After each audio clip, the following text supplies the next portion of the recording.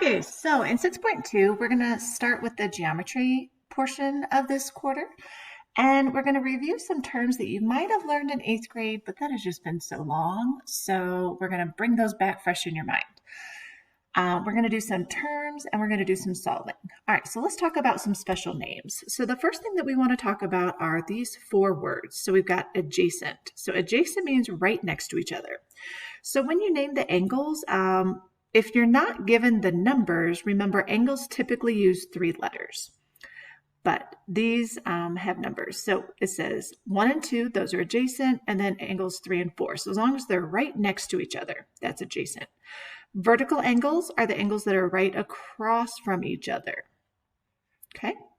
Complementary means 2 angles that add up to 90. They can be touching or they cannot be touching. It doesn't matter. And then supplementary is they add up to 180. All right, the other angle, it looks like right there, B and C. So I always remember these were the 2 to get confused, but alphabetically, C comes before S, and mathematically, 90 comes before 180. So that's how I try to help students remember that. All right, next we're going to talk about those special angles that are formed when we use 2 parallel lines and a transversal. So 2 lines, they can either tell you they're parallel, or if they have these 2 arrows, that means that these 2 lines are parallel, okay? The line that's cutting across both of them, that's called the transversal, and so on this picture, it would be T, all right? And so when we have 2 parallel lines and a transversal, there's some special names that also occur, all right? So we talked about vertical, and vertical is the same thing. So any 2 angles that are across from each other, those are vertical, okay? Corresponding, if you notice the colors, it's the same spot, so like top right of each parallel line. So look at the blue, that's the top right, and this is the top right. Bottom left, yellows and reds, okay? So that's how I think of it. Alternate interior, alternate means different sides of the transversal, so one's left and one's right, but they're inside the parallel line. So look at the red. This is the top right and the bottom left. Top left green, bottom right green, okay? Now, what we notice about corresponding is corresponding angles, if we talk about their size, they're the same size.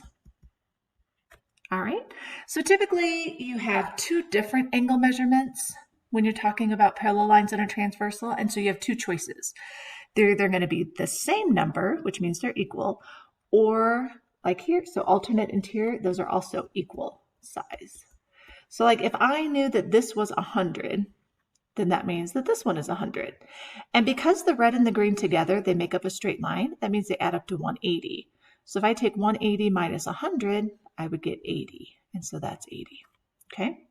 So your 2 choices are going to be, 2 choices, I'll write over here, oops, are going to be equal size or add up to 180.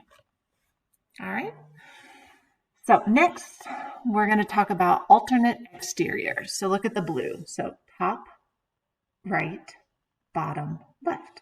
Those are alternate exterior. And you can kind of tell, especially if the lines are exaggerated, that those are also going to be equal sizes. Top, left, bottom, right. So alternate means left and right, but they're outside the parallel lines, okay? Now let's talk about consecutive interior angles or same side interior. You can use either one. So I always called them same side interior. So the yellows are on the right of the transversal, top and bottom, and then the purples are on the left, top and bottom. So these 2 add up to 180.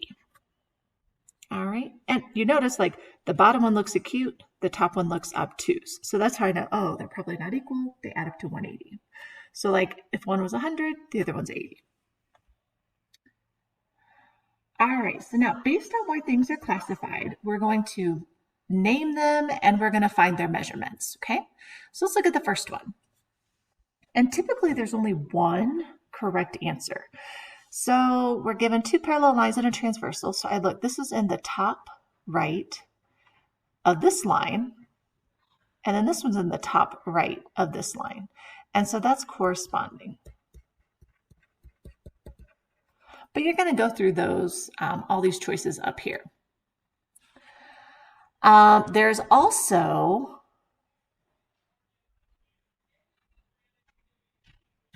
same side exterior. So I'm going to go ahead and add this over here. So consecutive or same side exterior. So let's do this.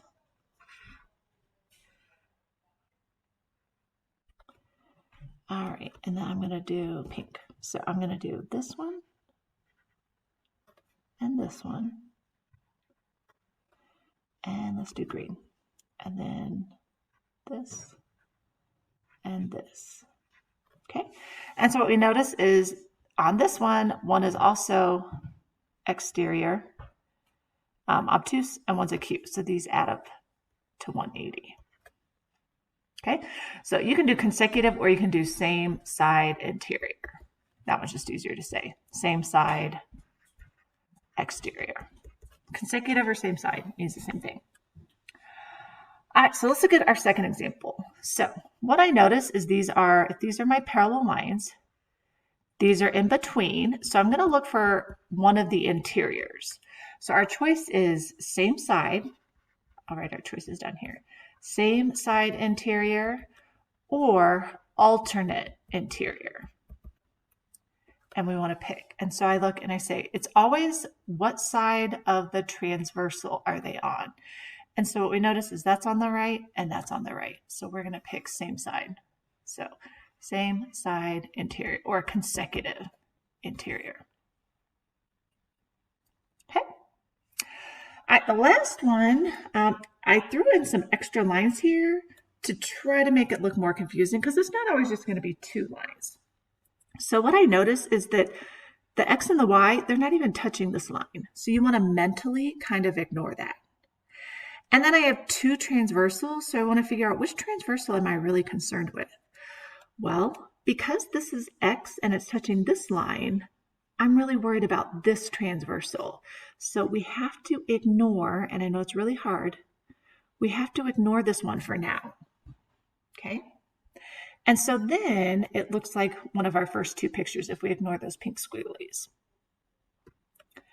So what I notice is if these are my parallel lines, I know one's on the top and one's on the bottom of the parallel lines.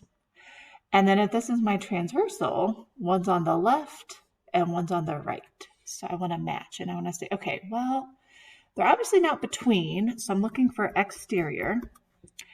And our choices, once again, are same side exterior or alternate exterior. And so it's like, oh, well, since they're on different sides of that transversal, that's alternate exterior. Okay. Obviously, I don't have enough examples for all of these words up here, but you can go back and look. All right, so solving for X. So now we need to figure out our two choices to set up equations are they're either going to be set equal to each other, or you're going to add them up and set them equal to 180. Okay, so those are your two choices. And you can kind of go by how they look. So typically we try not to have students do that, but it really does work with this topic. So I notice if this angle is obtuse, then I want to know, is that one obtuse or is that acute? So they would add up to 180. And I notice, ooh, that one's obtuse also. So what happens is if I let that be X, that means that X equals, they're the same. Okay. If I would have picked the angle next to it, see how that one's acute? So then I would have to, they both add up to 180. All right, so this one didn't require any work, and that's fine. All right, let's look at example number 5. So this angle is acute, and this angle is acute. So what that means is these two are equal. So we're going to set them equal. So one of the angles is 8x minus 4. The other angle is 60. And so you make an equation, and I would want to see this. So then on your paper, we can add 4. You can show me this or do this in your head. So 8x equals 64. The 8 and the x are being multiplied. So to get rid of that, we're going to divide. to get x alone. So x equals 8. And all we wanted here was to find x. I don't actually want to find the size of the angle because I already know it's 60, but I wanted to find the x value. So that one's done. All right, our next example. Well, if this isn't, if you can't tell if they're equal or not, you can always exaggerate that transversal to tell. But this one is acute, and this angle is slightly obtuse. So since they're not the same, that means that we want to add them up and then set them equal to 180. Okay? So when you add, these are on the same side, so you want to go ahead and combine like terms. So 20x plus 24x is 44x. 5 minus 1 is positive 4. And those added together, we're going to set that equal to 180. Okay? So to solve, we'll subtract 4. So 44x equals 176. And then the 44 and the x are being multiplied, so we're going to divide by 44 on both sides. So 176 divided by 44 is 4. And I only want to know the value of x, so we're done. Okay, the next term is perpendicular bisectors. So this is actually has two concepts. So perpendicular, you might have seen the symbol. It means that two line segments, they intersect at right angles, okay? And so a right angle, remember, is 90 degrees. And the bisect stands for two and cut. So that means it cuts that line into two equal parts. So the way we show that things are equal in math is we draw this little line here. So that means that from, we'll let this be, how about R, not R, let's make it M.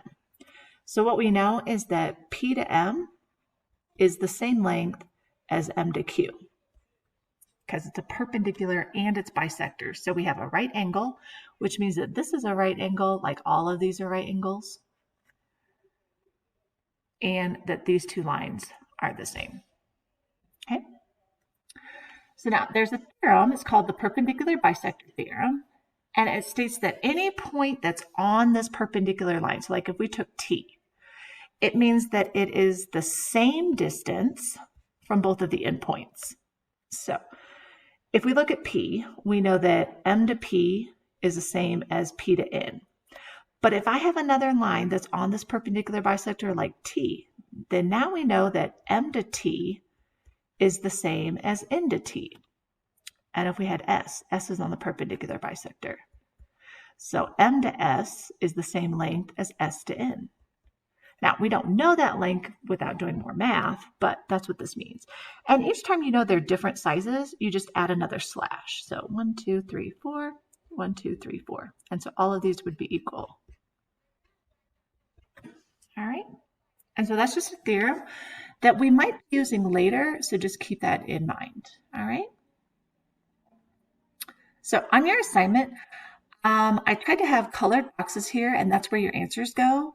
You might actually be able to type all of your work if you don't want to write this out. But remember, I do take pictures. You can do this on plain paper. Draw the picture with the numbers, and then write the question, okay? So you want to recreate this worksheet if you're not going to use it, and just do it on plain paper, okay? So I would want the question, because I'm just going to see answers here. I want to see which numbers you were looking at. So please, if you're doing this on plain paper, draw that picture with all the numbers, and then write this down, and then your answer. Same thing here. Draw the picture, and then do all your work. Okay? This bonus, it is extra credit. It's just a bonus. So it says solve for X and solve for Y. So I did not show one of these in the video. I want you to try it though, okay? It won't count against you. I think a lot of you can figure it out. I will give you a hint and tell you that you're going to have to do this in 2 different parts. Okay? All right. Well, good luck.